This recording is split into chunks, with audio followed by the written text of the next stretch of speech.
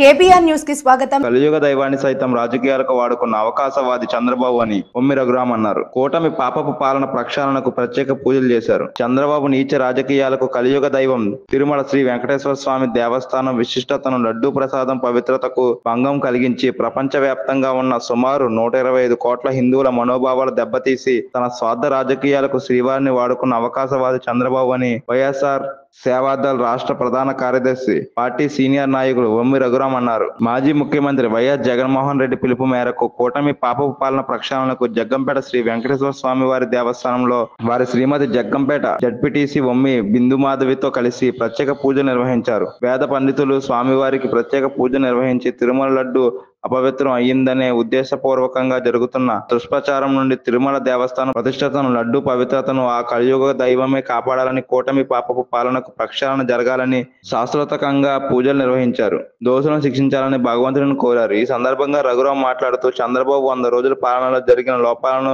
కప్పిపుచ్చడానికి super 6 పథకాలు అమలు చేయలేక విఫలం అవ్వడం, విశాఖ ఉక్కు పరిశ్రమ ప్రైవేటీకరణకు వ్యతిరేకంగా జరుగుతున్న ఉద్యమం బయటకు రాకుండా చేసేందుకు, విజయవాడ వరదలు, అమరావతి మునక, ప్రపంచ బ్యాంక్ అమరావతి అభివృద్ధికి వెనకడుగు, గుడ్లవల్లేరు కాలేజీలో సీక్రెట్ కెమెరాల నుండి దృష్టి మళ్లచడానికి, పోలవరం ప్రాజెక్టు అంశం అధికారంలోకి వచ్చిన తర్వాత ఇప్పటి వరకు చేసిన 43,000 కోట్ల రూపాయల అంశం బయటకు రాకుండా తదితర ప్రభుత్వ వైఫల్యాలు పక్కదారి పట్టించేందుకు లడ్డు వివాదం తీసుకొచ్చి డైవర్షన్ రాజకీయాలతో చంద్రబాబు తిరుమల తిరుపతి దేవస్థానం ప్రతిష్టతను, పవిత్రతను అప్రతిష్టపాలు చేసేలా, కోట్లాది హిందువుల మనోభావాలు దెబ్బతీసేలా వ్యవహరించడం చంద్రబాబు దిగజాడు రాజకీయాలకు పరాకాష్ట అన్నారు.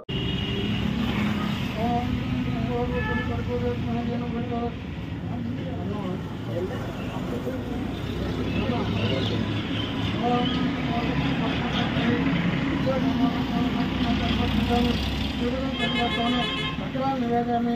ఓం గణపః ఓం అపనపః ఓం గణపః ఓం గణపః ఓం గమనపః అగ్నిమధ్య భామి ఓం ప్రయామి గొప్ప మానసతో అడిగాను.